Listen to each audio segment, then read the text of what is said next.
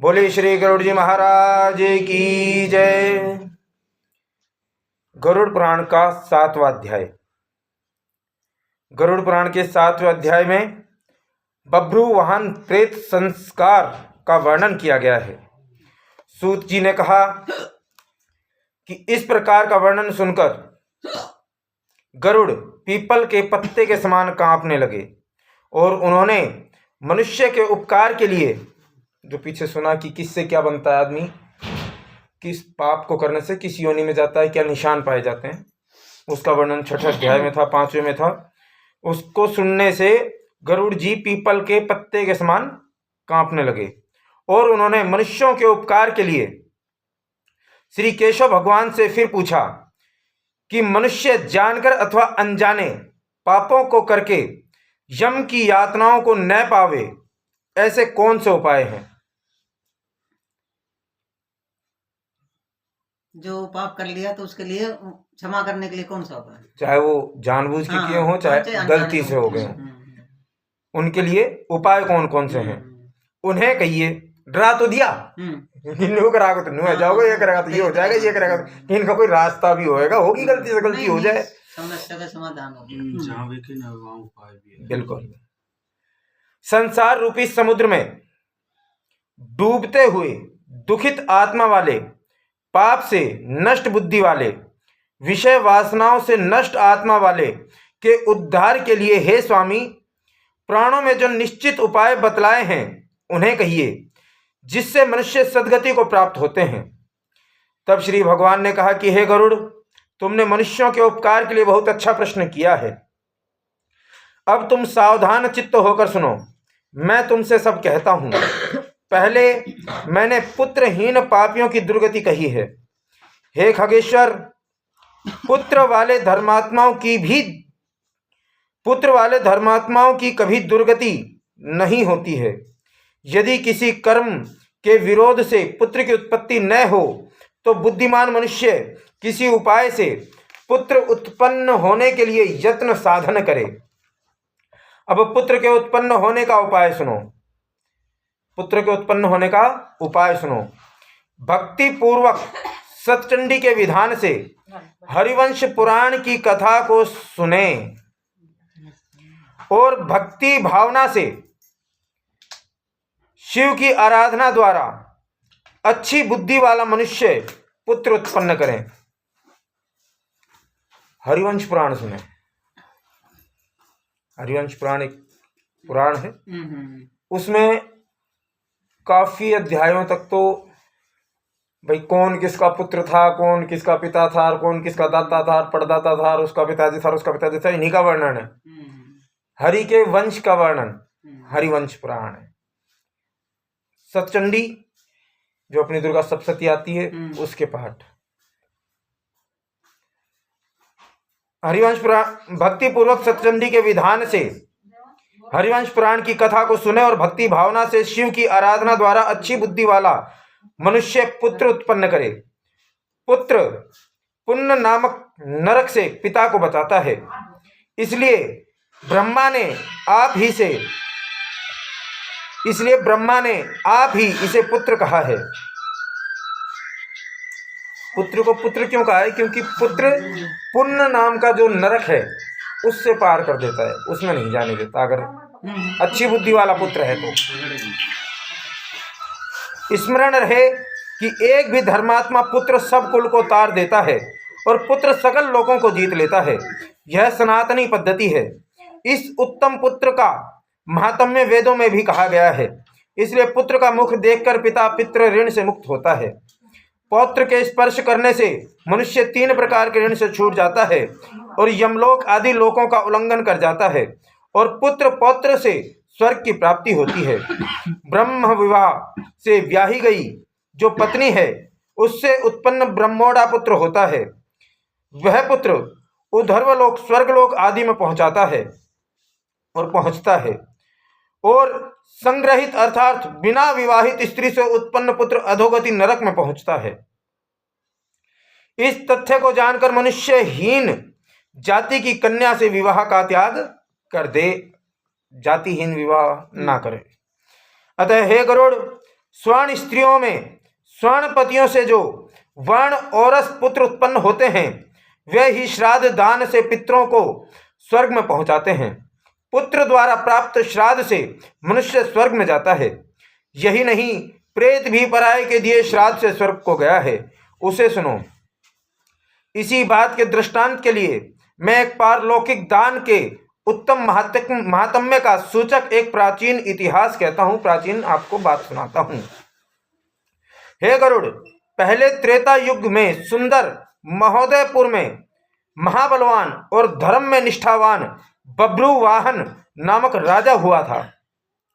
विधिवत यज्ञ करता, दान देने वाला, लक्ष्मीवान, ब्राह्मणों का भक्त, साधु का प्यारा और सच्चरित आचार तथा गुणों से युक्त और दया तथा दाक्षिण्य से युक्त, धर्म से अपने और उस पुत्र के समान प्रजा का पालन करने वाला, प्रजा का पालन बहुत अच्छी तरीके से करता था, और दंड देने योग्य अपराधियों को दंड देता हुआ वह राजा नित्य ही क्षत्रियों को धर्म में तत्पर रहता था।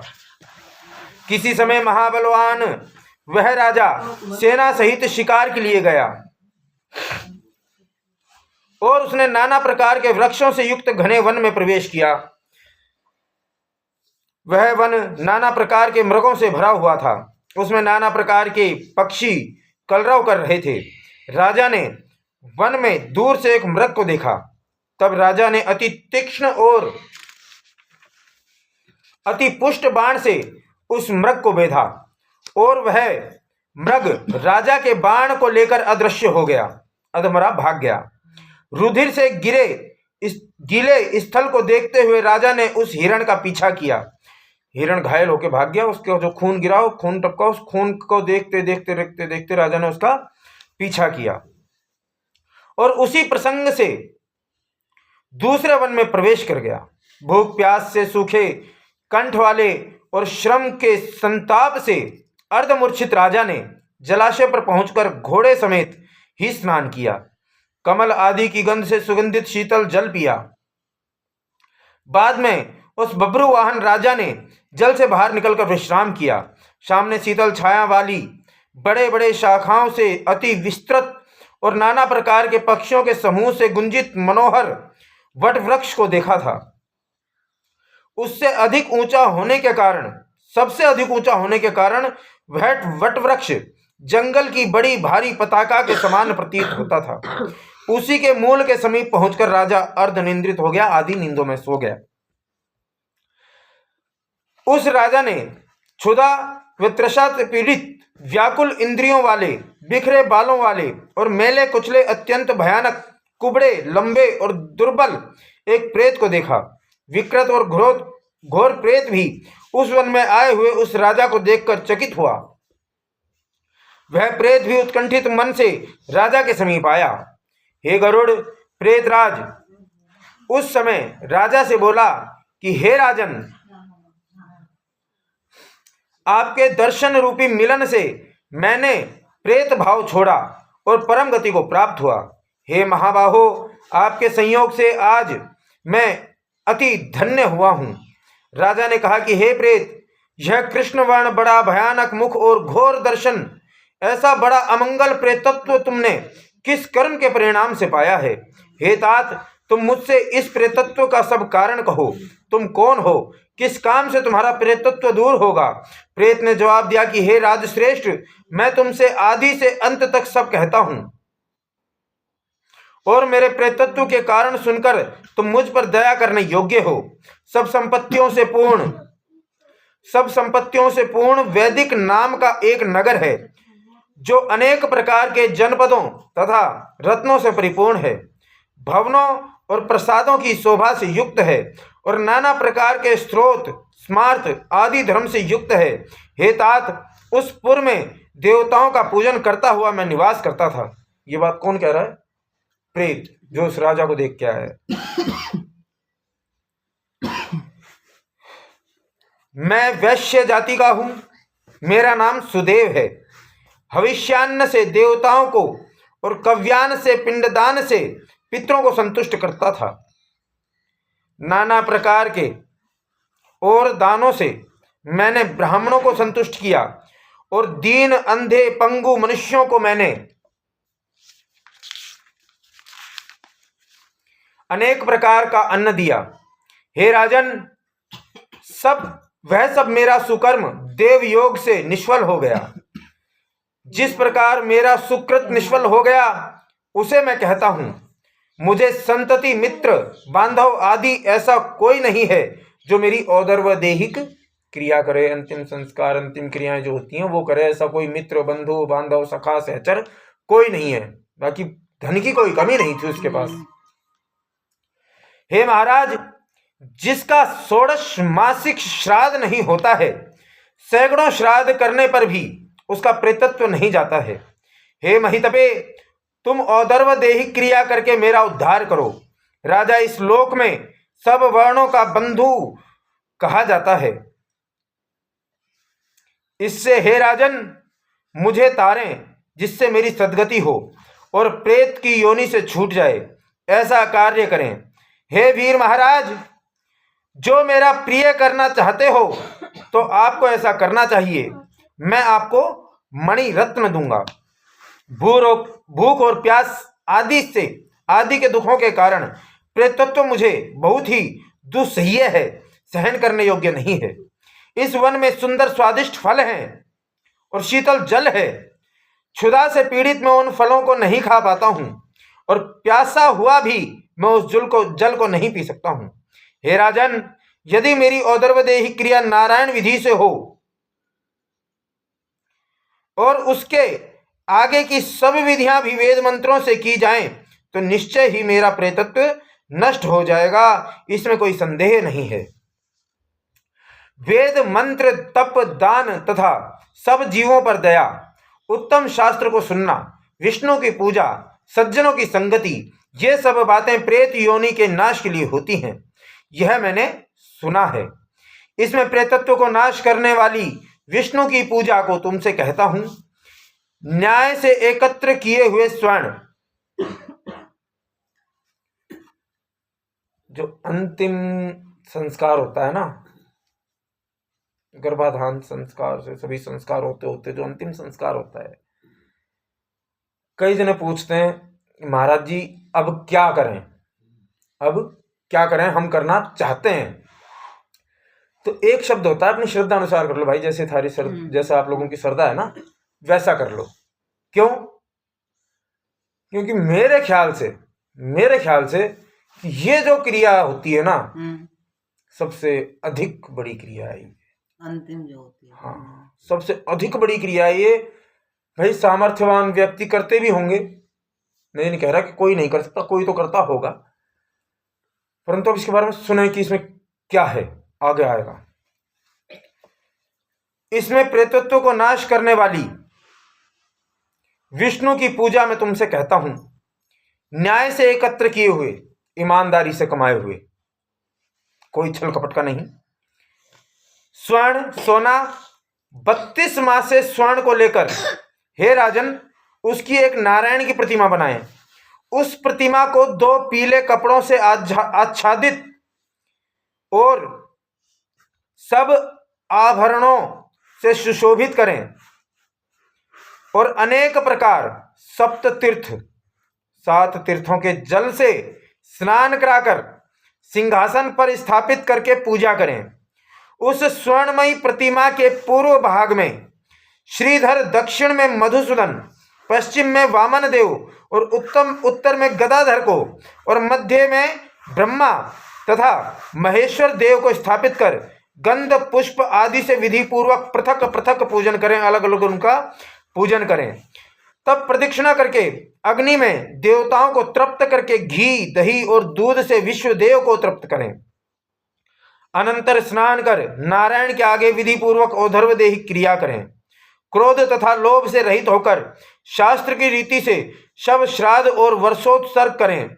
उसके पीछे ब्राह्मणों के लिए तहरे पद दान करें और शैया देकर प्रेत के लिए घट का दान करें। तब राजा ने पूछा कि हे प्रेत घट कैसे दान करें और किस विधि से उसका दान होगा? यह सब तुम सब जीवों पर दया करके प्रेत की मुक्ति देने वाले घट दान की विधि कहो। महाराज, तुमने अच्छा प्रश्न किया है। ये बात प्रेत कहता है उस राजा से। प्रेत ने कहा, मैं कहता हूं, आप मन लगाकर सुनिए।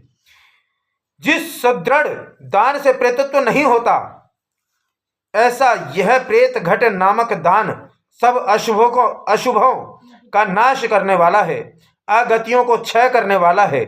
यह सभी लोकों में दुर्लभ है। तपाए हुए सोने